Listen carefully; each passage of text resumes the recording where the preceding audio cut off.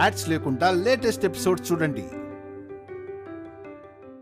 భోంచేసేయాలండి బాబాయ్. వద్దమ్మా, నాకిప్పుడేం ఆకలిగా లేదు. పైగా నాకిప్పుడు ఒక అర్జెంట్ పనుంది. సరే బాబాయ్, జాగ్రత్త.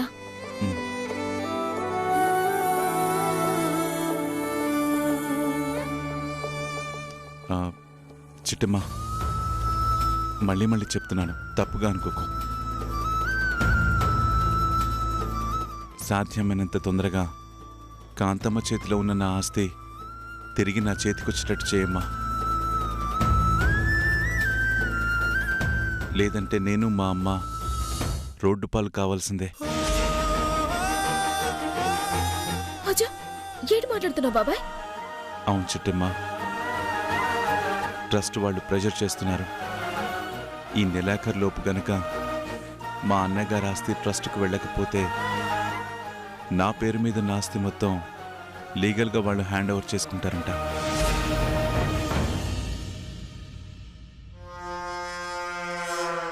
అదే జరిగితే కట్టుబట్టలతో నేను మా అమ్మ నడి వీధిలో నిలబడాల్సి వస్తుందమ్మా. లేదు బాబాయ్, అలా జరగదు. ఈ సిట్టు అలా జరగనివ్వదు. ఆవిడతో మాట్లాడితే కాళ్ళు చేతులు కట్టేసి అతక పెట్టించేసేక.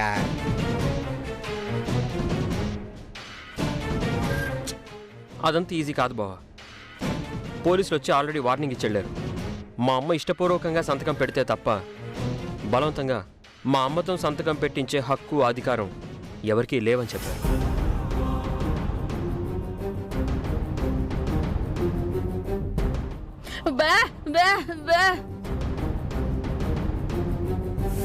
శతకోటి దరిద్రాలకి అనంతకోటి ఉపాయాలని మనతో ఎలాగైతే దొంగతనంగా సంతకాలు ఎట్టించుకుందో ఆ కాంతమ్మతో కూడా అలాగే దొంగతనంగా సంతకం ఎట్టించుకోవాలా? కరెక్ట్గా చెప్పావు కుటుంబరావు.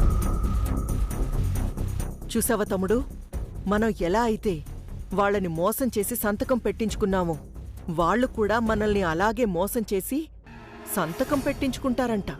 అంటే ఇక నుంచి మనం చిట్టెమ్మతో చాలా జాగ్రత్తగా ఉండాలి. అవునే అక్క, నువ్వు పొరపాటును సంతకం ఇట్టావంటే ఆస్తి మొత్తం వాళ్ళ చేతికెళ్ళిపోద్ది.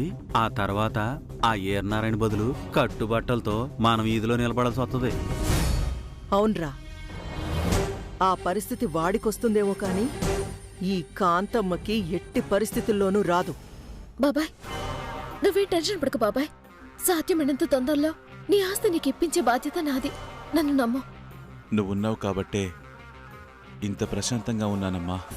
లేదంటే నాలో ఉన్న అగ్నిపర్వతం బద్దలై ఉండేది. తప్పు చేసిన వాళ్ళందరినీ బూడిద చేసి ఉండేవాడిని. అయ్యో, అంత మాటలు ఎందుకు సార్? నేను చిట్టమ్మ ఏదో ఒకటి చేసి మీ ఆస్తి మీకు వచ్చేలా చేస్తాం.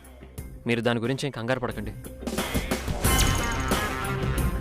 అవునండి, మా సిట్టం చూసుకుంటా అంటుంది కదా, ఓ సూప్ చూసేట్లండి. సరే, వస్తానమ్మా. బాబాయ్ చెప్పమ్మా. ఇలా చెప్తున్నానని తప్పుగా అనుకోకు బాబాయ్. ఎందుకో నువ్వు తప్పు చేస్తున్నావని అనిపిస్తోంది.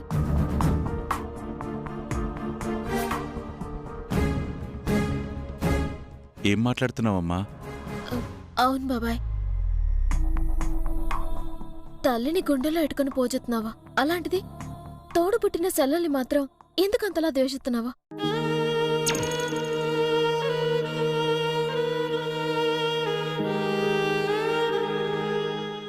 అంటే సావబతుకుల మధ్యలో పోరాడుతున్నా మీ శల్యని కడసారి కూడా చూడాలన్న జాలి లేదా మీకు? నువ్వు ఎవరి గురించి మాట్లాడుతున్నావో నాకు అర్థమైంది చిట్టమ్మా. నాకు చెల్లెలు లేదు, ఉన్న చచ్చిన వాళ్ళతో సమానం.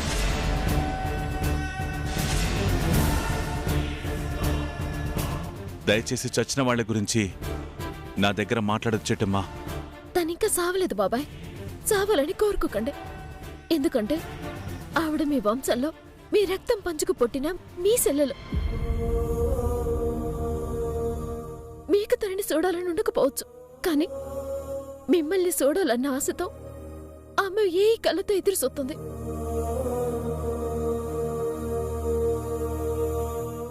ఒక్కసారి తన స్థానంలో ఉండి ఆలోచించండి బాబాయ్. తను మిమ్మల్ని ఎంతగా ప్రేమిస్తుందో, ఎంతగా ఆరాధిస్తుందో అర్థమవుతుంది. చిట్టమ్మ, ఇది మా సొంత విషయం. ఇందులో పరాయి వాళ్ళు జోక్యం చేసుకుంటే నేను అస్సలు క్షమించను, క్షమించలేను.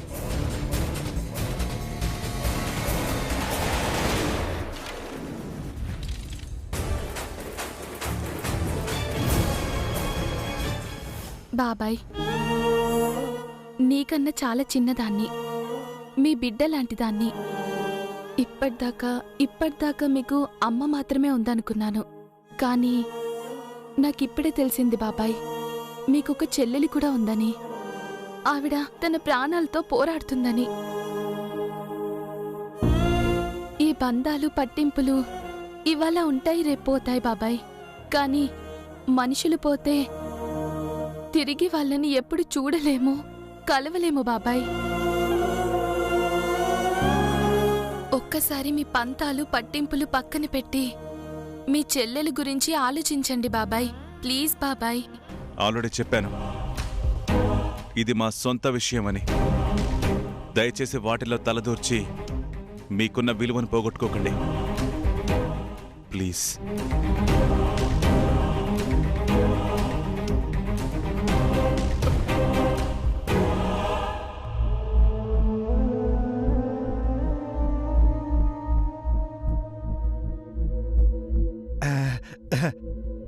ఏచిటి, ఈ నారాయణ గారికి చెల్లెలు కూడా ఉందా? ఈ కొత్త క్యాటర్ ఎప్పుడు వచ్చిందే? నువ్వు నోర్మోయరా. ఎప్పుడు ఏం మాట్లాడాలో నీకు తెలీదు. ఇప్పుడు నేనేమన్నానే? బా బా బా ఉమ్. బా బా బా బా బా బా బా బా బా బా. అవునమ్మా, ఎంత చెప్పినా బాబాయ్ అలా సెల్లెలతో కలిసేటట్టు లేడు. మనమే ఏదో ఒకటి చెయ్యాలి. అవును చిట్టమ్మ, ఆలోచిస్తే ఏదో ఒక దారి దొరక్కపోదు. నిజమే బావా.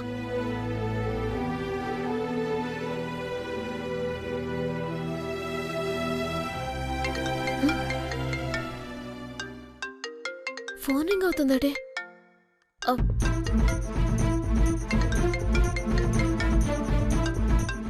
అజో, వీరనారాయణ బాబాయ్ ఫోన్ మర్చిపోయినట్టున్నారు.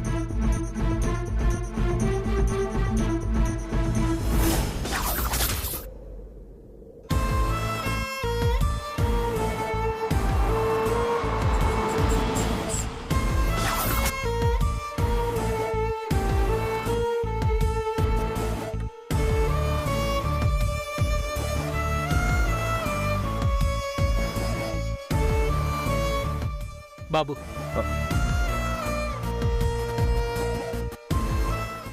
ఈ రోజు మీకు తోడుగా నేను కూడా వస్తాను బాబు. వద్దని చెప్తున్నా కదా. లేదు బాబు, మీ ముందు నిలబడ్డానికి అర్హత లేని వాళ్ళు కూడా మిమ్మల్ని రకరకాలుగా అవమానిస్తుంటే నా గుండె మండిపోతుంది బాబు. నిజమా? నీ గుండెల మీద చేసుకొని చెప్పు. నీ జీవితంలో ఎంతమంది ముష్టి వాళ్ళతో ప్రేమగా మాట్లాడుంటావు, ఎంతమంది అడుక్కునే వారిని గౌరవించి విలువిచ్చి ఆదరించుంటావు బాబు. చూసావా, దీనికెవ్వరూ అతీతులు కాదు. ఇచ్చే చేతికి తీసుకునే చెయ్యి ఎప్పుడూ లోకువే. అదొక్కటి గుర్తుపెట్టుకో. అభి,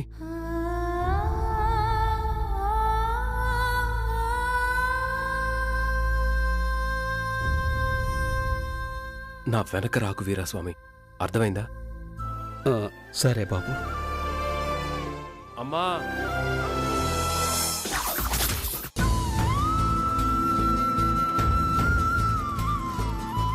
అమ్మా, ధర్మం చేయండి అమ్మా.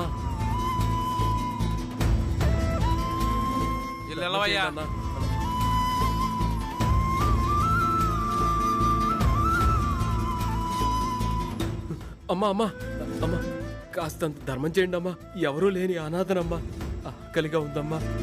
తోచిన సాయం చేయండి అమ్మా. నా మానవుడే గుర్తుకొస్తున్నాడయ్యా, దుబాయ్ వెళ్ళాడు. నీకెవరు లేరా అనాథవా? అందరూ ఉన్నారమ్మా, కానీ కన్న కొడుగ్గా అందరినీ పోషించాలిగా. అందుకే ఈ ప్రయాణం. బాధపడకు బాబు. ఎంత మంచి మనసు బాబు. కన్నవారి కోసం కట్టపట్టంలో ఎటువంటి తప్పు లేదు. ఇదిగో ఈ 50 రూపాయలు ఉంచుకో. వద్దమ్మా, నిన్ను చూస్తుంటే మా అమ్మే గుర్తుకొస్తుంది. ఈ డబ్బు మీ మనవడి కోసం దాచిపెట్టండి అమ్మా. అమ్మా,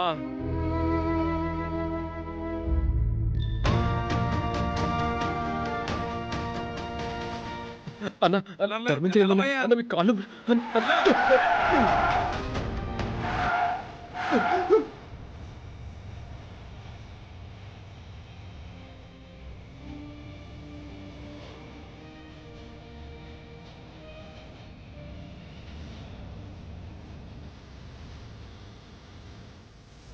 చావడానికి నా కారు దూకి.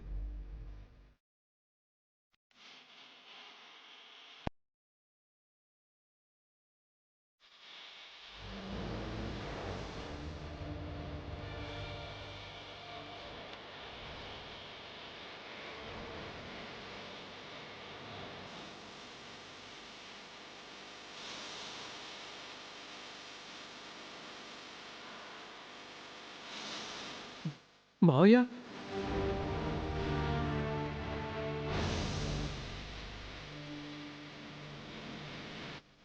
మావయ్య, ఆగో.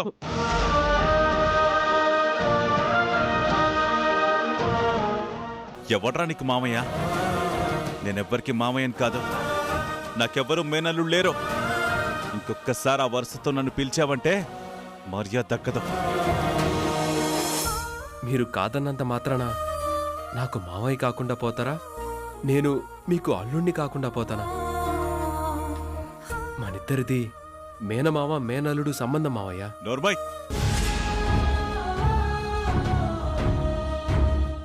ఎన్నో ఏళ్ల క్రితం మీ అమ్మ మా అందరినీ కాదని అలాగా వాణ్ణి పెళ్లి చేసుకొని మా అందరినీ వదిలి వెళ్ళిపోయిందో ఆ క్షణమే అన్నా చెల్లెళ్ల అనుబంధం తెంచేసుకున్నాన్రా. ఆ క్షణం నుంచి నేను తనకు అన్నయ్యను కాదు, తను నాకు చెల్లెలు కాదు. అలాంటప్పుడు నువ్వు నాకు మేనలుడు ఎలా అవుతావు? నేను నీకు మేనమావని ఎలా అవుతాను? తెంచేసుకుంటే తెగిపోవడానికి ఇవేమీ తోరణాలు కాదు మావయ్య, రక్త సంబంధాలు. అవి మీరు నేను చచ్చేంత వరకు ఉంటాయి. నోర్బాయ్, మీ నాన్న తెలివితేటలు నీకు బాగానే వచ్చాయి. వాడు అంతే, నమ్మించి గొంతులు కోస్తాడు. మీ నాన్న మా చెల్లిని మాకు దూరం చేశాడు. అన్నల్ని చూడకుండా ఒక్క క్షణం కూడా ఉండలేని నా చెల్లెల్ని శాశ్వతంగా మాకు దూరం చేశాడు. ఆ పాపం ఊరికే వదిలిపెట్టదురా. నిన్ను నీ కుటుంబాన్ని సర్వనాశనం చేస్తుంది. అవును మావయ్య, బహుశా మీరు పెట్టిన శాపం వల్ల నేనేమో మా అమ్మ మంచం పట్టింది. ఏ క్షణాన మిమ్మల్ని వదిలిపెట్టొచ్చిందో ఆ క్షణం నుంచి పశ్చాత్తాపంతో కుమిలిపోతుంది మావయ్య. మిమ్మల్ని కలవలేకపోతున్నానని, మీ ప్రేమని పొందలేకపోతున్నానని ఆ బాధతోనే తను మంచం పట్టింది మావయ్య.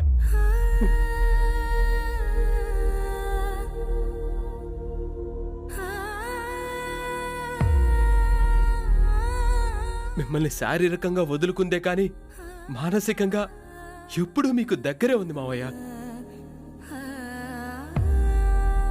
అత్తింట్లో అడుగుపెట్టినా పుట్టింటినే పూజించుకుంటూ గడిపింది మావయ్య. అలాంటి అమ్మ ఈరోజు చావుతో పోరాడుతుంది మావయ్య. ఒక్కసారి మీరొస్తే తను మళ్ళీ మామూలు మనిషి అవుతుంది మావయ్య. అసలు ఎలా ఉందిరా? నా చెల్లికి ఎలా ఉంది? చావు బ్రతుకులతో పోరాడుతూ ప్రతి క్షణం మిమ్మల్నే తలుచుకుంటూ నా అన్న నా కోసం రాకపోతాడా, మా అమ్మ నన్ను చూడ్డానికి రాకపోతుందా అని ప్రతి క్షణం పిచ్చి ప్రేమతో బ్రతికేస్తుంది మావయ్య. మా బంగారు తల్లి.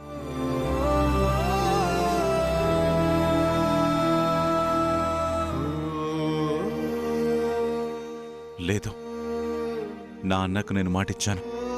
ద్రోహం చేసిన నా చెల్లెలితో ప్రాణం పోయినా కలవను అని. ఆ మాట తప్పితే మా అన్నకు ద్రోహం చేసిన వాడినవుతాను. రై, వెళ్ళి మీ అమ్మకు చెప్పు, మమ్మల్నందరినీ కాదని కన్న తల్లిని, తోడబుట్టిన వాళ్ళని వదిలేసుకొని పరాయి వాడి చెయ్యందుకొని పెళ్ళైన మరుక్షణమే మా దృష్టిలో చచ్చిందని, తను చేసిన పాపానికి ప్రతిఫలం అనుభవించక తప్పదని చెప్పు. మావయ్య ప్లీజ్ మావయ్య, అర్థం చేసుకో మావయ్య, నీ కాళ్ళు పట్టుకుంటాను మావయ్య. మావయ్య ప్లీజ్ మావయ్య, అర్థం చేసుకో మావయ్య. అమ్మ మావయ్య, మావయ్య.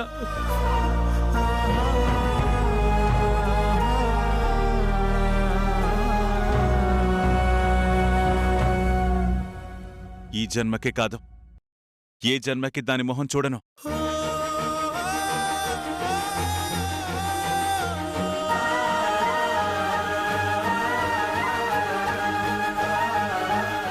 అవును, ఏంట్రా ప్లేట్ పట్టుకుని అడుక్కుంటున్నావు? అది అది నీ తండ్రిని పెళ్లి చేసుకున్నప్పుడే నా చెల్లెలికి చెప్పాను, ఏదో ఒకరోజు నీ చేతిలో బొచ్చె పెట్టి నడివీధిలో అడుక్కునేటట్టుగా చేస్తాడని. పాపం, తనకి జబ్బు చేసింది కదా, ఆ అడుక్కునే డ్యూటీని నీకప్పు చెప్పినట్టున్నాడు మీ నాన్న. ఎతవన్నర ఎతవ. వాడి కడుపున పుట్టినందుకు ఆ దేవుడు మిమ్మల్ని ముష్టెత్తుకోమని శపించినట్టున్నాడు. అనుభవించండి.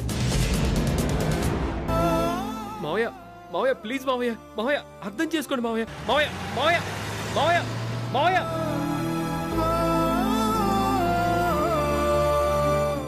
ఎవరు నువ్వు? ఆయన వెనకాల ఎందుకు పడుతున్నావా? అంటే అది చెప్పు. ఆయన నీకు ముందే తెలుసా? ఆయనకి నీకు పరిచయం ఉందా?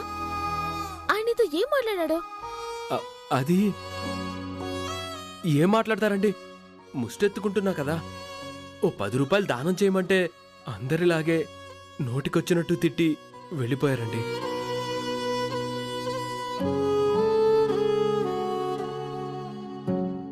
లేదు, నువ్వు ఖచ్చితంగా ముష్టెత్తుకోలేదు. ఏదో మాట్లాడవు. చెప్పు. అయ్యో, అంతసేపు మాట్లాడడానికి ఆయనేమన్నా మా బంధువా అండి? లేక నేనేమన్నా ఆయన స్నేహితుడా? అలాంటిదేమీ లేదండి. లేదు, నువ్వు ఆయనతో ఏదో మాట్లాడవు. దాంతో ఆయనేదో కోపంగా తిట్టాడు. నువ్వు బాధపడ్డావు. నువ్వేదో చెప్పావు. ఆ మాటలకి ఆయన కూడా బాధపడ్డాడు. పరిచయం లేని వ్యక్తితో వేర్నారాయణ బాబాయ్ అంతసేపు మాట్లాడావు. పైగా నీలాంటి ఆళ్ళని సోత్తే జాలి పడతారు తప్ప ఎట్టి పరిస్థితుల్లోనూ కోపడరు. ఎందుకంటే ఆయన మనసేటో నాకు బాగా తెలుసు. అందుకే చెప్తున్నాను, నువ్వు చెప్తుందంతా అబద్ధం కదా. ఆయన నీకు ముందుగానే పరిచయం ఉన్నారు కదా?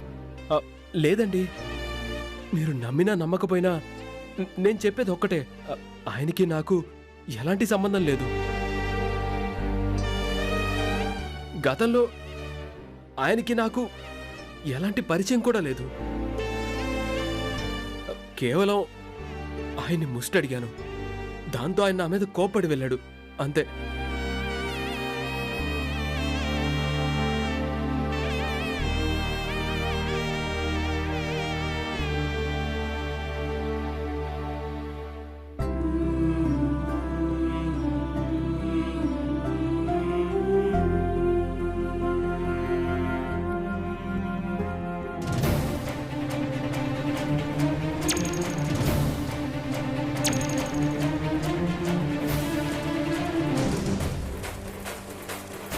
అచ్చో, బాబా అదేంటి ఆయన తోలుపట్టుకున్నాడు? పద.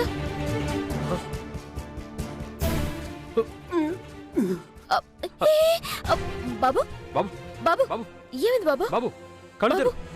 బాబు బావా కళ్ళు తిరిగి పడిపోయినట్టున్నాడు బావా. లోపలికి తీసుకెళ్దాం పద. ఏమైందక్క? కళ్ళు తిరిగి పడిపోయినట్టున్నాడమ్మా. లోపలికి తీసుకెళ్దాం పద. పదండి.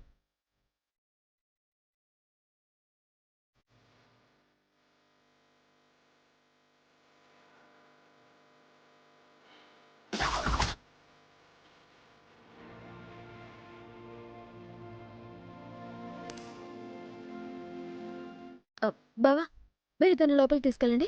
నేను బాబాయ్కి ఫోన్ ఇచ్చేసి వస్తాను. అలాగే చిట్టి. సరేనా లేదా?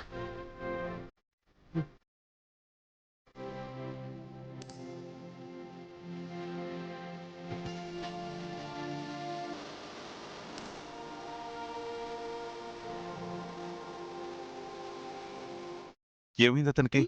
లోపలికి ఎందుకు తీసుకెళ్తున్నారు? అతనికి తెలుసా బాబాయ్?